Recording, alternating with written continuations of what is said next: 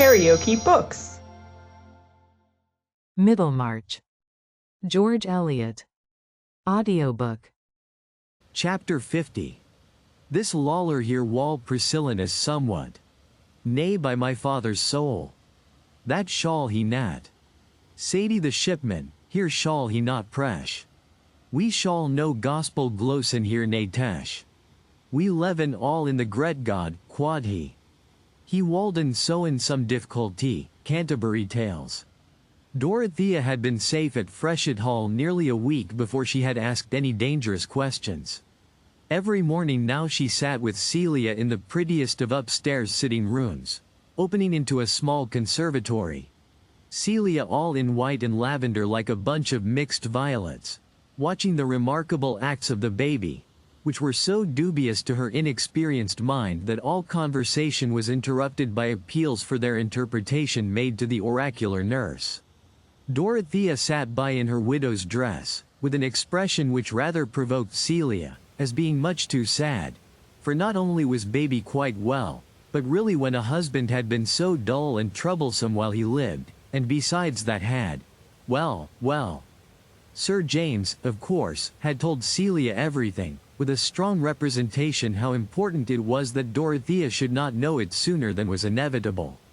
But Mr. Brooke had been right in predicting that Dorothea would not long remain passive where action had been assigned to her.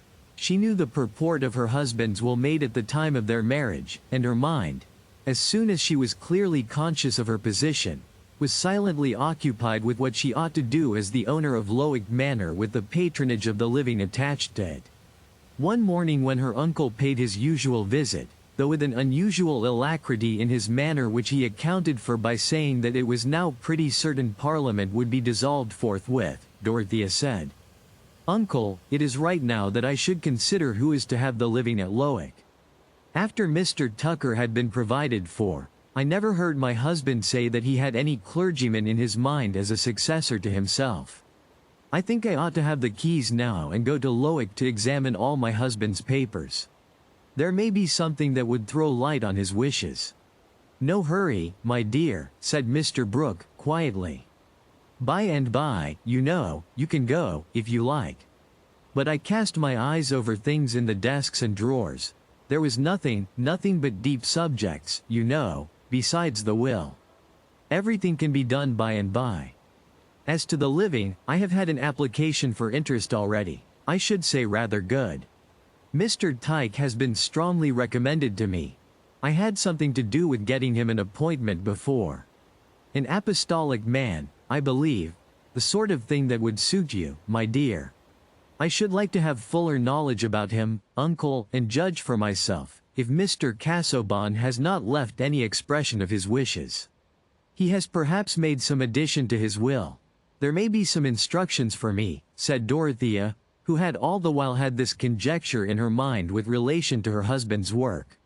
"Nothing about the rectory, my dear, nothing," said Mr. Brooke, rising to go away, and putting out his hand to his nieces. "Nor about his researches, you know. Nothing in the will." Dorothea's lip quivered.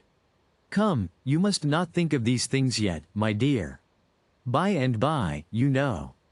I am quite well now, uncle. I wish to exert myself."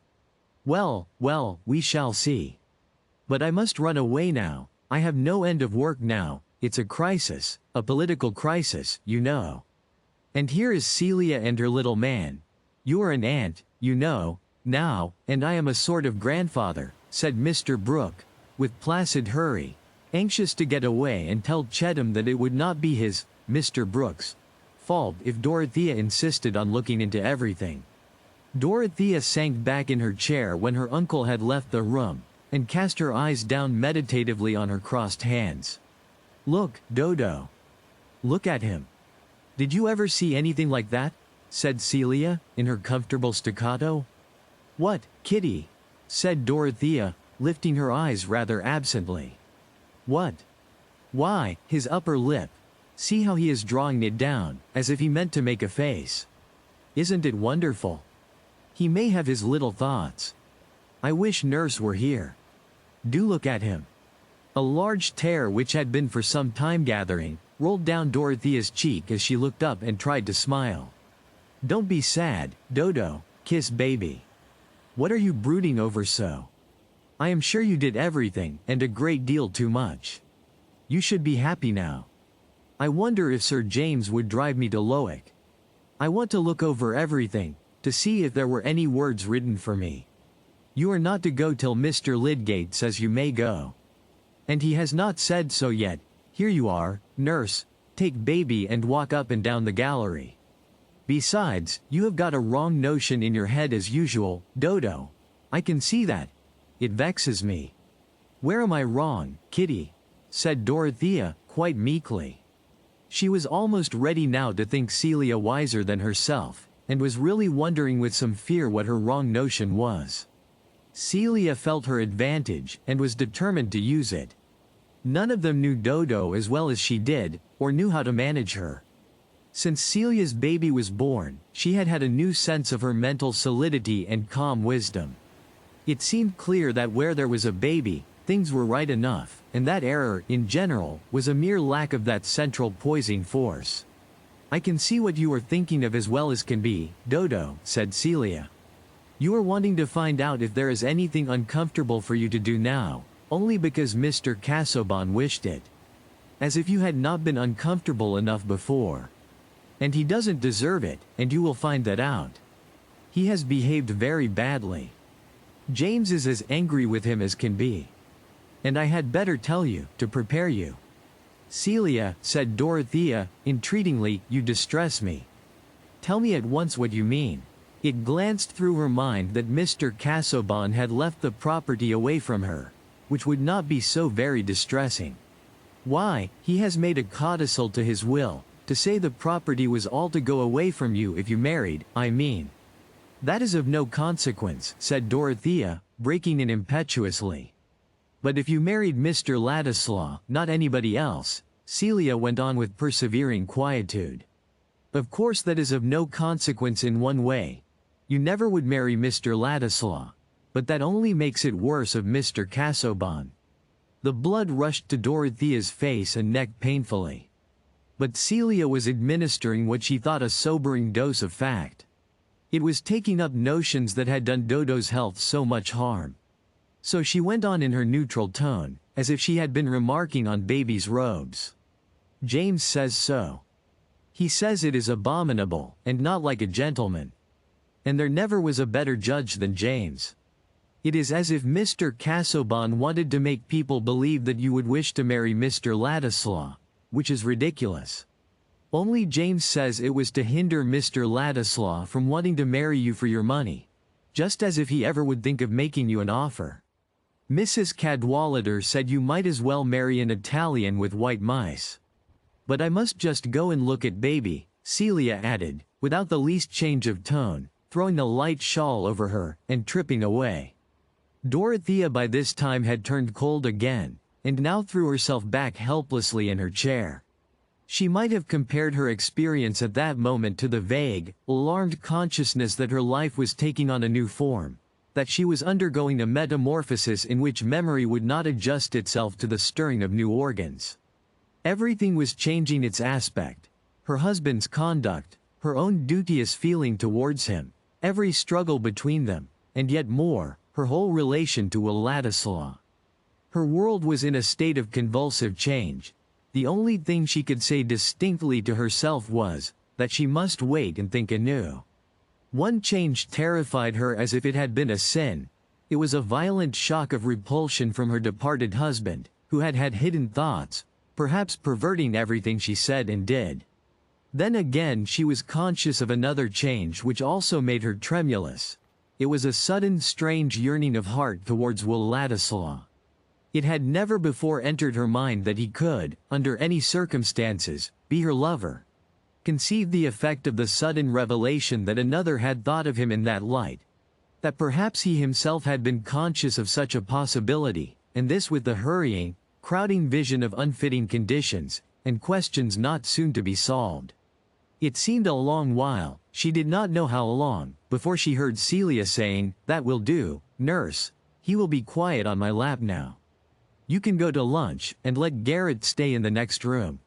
What I think, Dodo, Celia went on, observing nothing more than that Dorothea was leaning back in her chair, and likely to be passive, is that Mr. Casaubon was spiteful.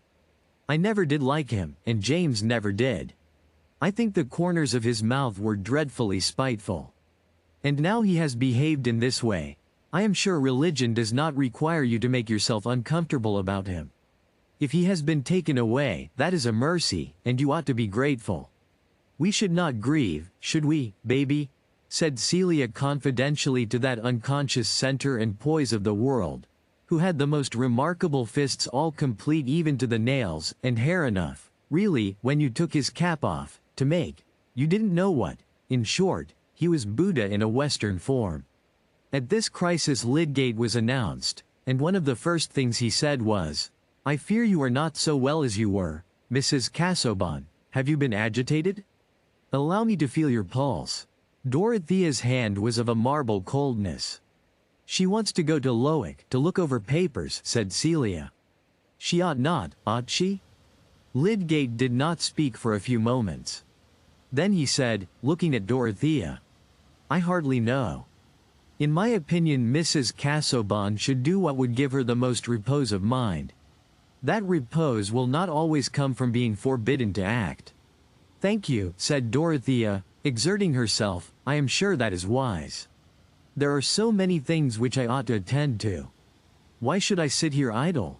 Then, with an effort to recall subjects not connected with her agitation, she added, abruptly, "You know everyone in Middlemarch, I think, Mr. Lydgate. I shall ask you to tell me a great deal. I have serious things to do now. I have a living to give away. You know Mr. Tyke and all the—" But Dorothea's effort was too much for her. She broke off and burst into sobs. Lydgate made her drink a dose of sal volatile. "Let Mrs. Casaubon do as she likes," he said to Sir James, whom he asked to see before quitting the house. "She wants perfect freedom, I think, more than any other prescription." His attendance on Dorothea while her brain was excited had enabled him to form some true conclusions concerning the trials of her life. He felt sure that she had been suffering from the strain and conflict of self-repression, and that she was likely now to feel herself only in another sort of pinfold than that from which she had been released.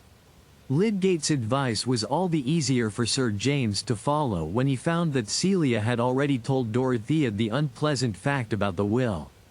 There was no help for it now, no reason for any further delay in the execution of necessary business. And the next day Sir James complied at once with her request that he would drive her to Lowick. "I have no wish to stay there at present," said Dorothea. "I could hardly bear it. I am much happier at Freshitt with Celia. I shall be able to think better about what should be done at Lowick by looking at it from a distance. And I should like to be at the Grange a little while with my uncle, and go about in all the old walks and among the people in the village. Not yet, I think. Your uncle is having political company, and you are better out of the way of such doings," said Sir James, who at that moment thought of the Grange chiefly as a haunt of young Ladislaus. But no word passed between him and Dorothea about the objectionable part of the will. Indeed, both of them felt that the mention of it between them would be impossible. Sir James was shy, even with men, about disagreeable subjects, and the one thing that Dorothea would have chosen to say, if she had spoken on the matter at all, was forbidden to her at present because it seemed to be a further exposure of her husband's injustice. Yet she did wish that Sir James could know what had passed between her and her husband about Will Ladislaw's moral claim on the property. It would then, she thought, be apparent to him as it was to her, that her husband's strange indelicate proviso had been chiefly urged by his bitter resistance to that idea of claim, and not merely by personal feelings more difficult to talk about. Also, it must be admitted, Dorothea wished that this could be known for Will's sake, since her friends seemed to think of him as simply an object of Mr. Casaubon's charity. Why should he be compared with an Italian carrying white mice? That word quoted from Mrs. Cadwallader seemed like a mocking travesty wrought in the dark by an impish finger. At Lowick Dorothea searched desk and drawer, searched all her husband's places of deposit for private writing, but found no paper addressed especially to her, except that, synoptical tabulation, which was probably only the beginning of many intended directions for her guidance. In carrying out this bequest of labor to Dorothea, as in all else, Mr. Casaubon had been slow and hesitating, oppressed in the plan of transmitting his work, as he had been in executing it, by the sense of moving heavily in a dim and clogging medium. Distrust of Dorothea's competence to arrange what he had prepared was subdued only by distrust of any other redactor. But he had come at last to create a trust for himself out of Dorothea's nature. She could do what she resolved to do, and he willingly imagined her toiling under the fetters of a promise to erect a tomb with his name upon it. Not that Mr. Casaubon called the future volumes a tomb, he called them the key to all mythologies. But the months gained on him and left his plans belated. He had only had time to ask for that promise by which he sought to keep his cold grasp on Dorothea's life. The grasp had slipped away. Bound by a pledge given from the depths of her pity, she would have been capable of undertaking a toil which her judgment whispered was vain for all uses except that consecration of faithfulness which is a supreme use. But now her judgment, instead of being controlled by duteous devotion, was made active by the embittering discovery that in her past union there had lurked the hidden alienation of secrecy and suspicion. The living, suffering man was no longer before her to awaken her pity. There remained only the retrospect of painful subjection to a husband whose thoughts had been lower than she had believed, whose exorbitant claims for himself had even blinded his scrupulous care for his own character, and made him defeat his own pride by shocking men of ordinary honor. As for the property which was the sign of that broken tie, she would have been glad to be free from it and have nothing more than her original fortune which had been settled on her, if there had not been duties attached to ownership, which she ought not to flinch from. About this property many troublous questions insisted on rising. Had she not been right in thinking that the half of it ought to go to Will Ladislaw? But was it not impossible now for her to do that act of justice? Mr. Casaubon had taken a cruelly effective means of hindering her. Even with indignation against him in her heart, any act that seemed a triumphant eluding of his purpose revolted her. After collecting papers of business which she wished to examine, she locked up again the desks and drawers, all empty of personal words for her, empty of any sign that in her husband's lonely brooding his heart had gone out to her in excuse or explanation, and she went back to fresh it with the sense that around his last hard demand and his last injurious assertion of his power, the silence was unbroken. Dorothea tried now to turn her thoughts towards immediate duties, and one of these was of a kind which others were determined to remind her of. Lydgate's ear had caught eagerly her mention of the living, and as soon as he could, he reopened the subject, seeing here a possibility of making amends for the casting vote he had once given with an ill-satisfied conscience. "Instead of telling you anything about Mr. Tyke," he said, "I should like to speak of another man, Mr. Fairbrother, the vicar of St. Botolph's.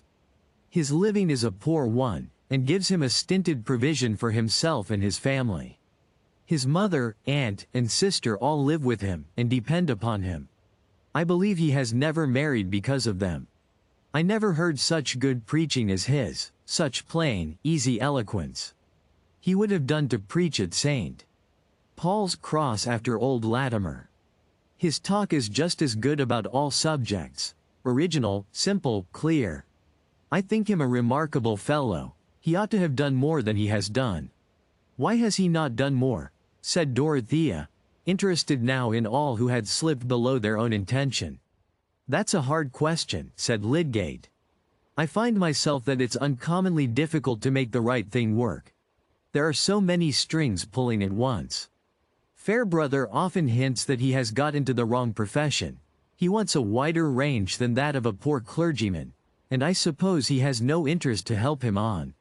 He is very fond of natural history and various scientific matters, and he is hampered in reconciling these tastes with his position.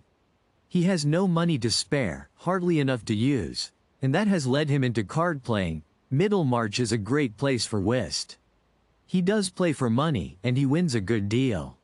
Of course that takes him into company a little beneath him, and makes him slack about some things, and yet, with all that, looking at him as a whole, I think he is one of the most blameless men I ever knew. He has neither venom nor doubleness in him, and those often go with a more correct outside. I wonder whether he suffers in his conscience because of that habit, said Dorothea. I wonder whether he wishes he could leave it off. I have no doubt he would leave it off, if he were transplanted into plenty. He would be glad of the time for other things. My uncle says that Mr. Tyke is spoken of as an apostolic man, said Dorothea, meditatively. She was wishing it were possible to restore the times of primitive zeal, and yet thinking of Mr. Fairbrother with a strong desire to rescue him from his chance-gotten money. I don't pretend to say that Fairbrother is apostolic, said Lydgate. His position is not quite like that of the apostles. He is only a parson among parishioners whose lives he has to try and make better. Practically I find that what is called being apostolic now is an impatience of everything in which the parson doesn't cut the principal figure. I see something of that in Mr. Tyke at the hospital. A good deal of his doctrine is a sort of pinching hard to make people uncomfortably aware of him. Besides, an apostolic man at Lowick, he ought to think, as Saint Francis did, that it is needful to preach to the birds. True, said Dorothea. It is hard to imagine what sort of notions our farmers and laborers get from their teaching. I have been looking into a volume of sermons by Mr. Tyke. Such sermons would be of no use at Lowick, I mean, about imputed righteousness and the prophecies in the Apocalypse. I have always been thinking of the different ways in which Christianity is taught, and whenever I find one way that makes it a wider blessing than any other, I cling to that as the truest.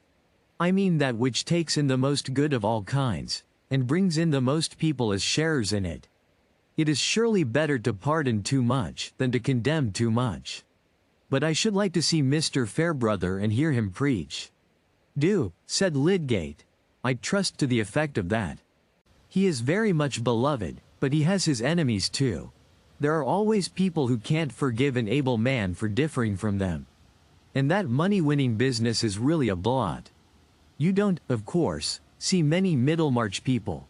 But Mr. Ladislaw, who is constantly seeing Mr. Brooke, is a great friend of Mr. Fairbrother's old ladies, and would be glad to sing the vicar's praises.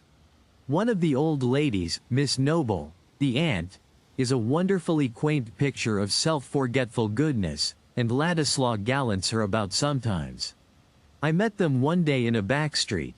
You know Ladislaw's look, a sort of daftness in coat and waistcoat. And this little old maid reaching up to his arm. They looked like a couple dropped out of a romantic comedy. But the best evidence about Fairbrother is to see him and hear him. Happily Dorothea was in her private sitting room when this conversation occurred, and there was no one present to make Lydgate's innocent introduction of Ladislaw painful to her. As was usual with him in matters of personal gossip, Lydgate had quite forgotten Rosamond's remark that she thought Will adored Mrs. Casaubon. At that moment he was only caring for what would recommend the Fairbrother family, and he had purposely given emphasis to the worst that could be said about the vicar, in order to forestall objections. In the weeks since Mr. Casaubon's death he had hardly seen Ladislaw, and he had heard no rumor to warn him that Mr. Brooke's confidential secretary was a dangerous subject with Mrs. Casaubon. When he was gone, his picture of Ladislaw lingered in her mind and disputed the ground with that question of the Lowick living. What was Will Ladislaw thinking about her? Would he hear of that fact which made her cheeks burn as they never used to do? And how would he feel when he heard it? But she could see as well as possible how he smiled down at the little old maid. An Italian with white mice, on the contrary, he was a creature who entered into everyone's feelings, and could take the pressure of their thought instead of urging his own with iron resistance. If you liked what you heard, please subscribe to the channel.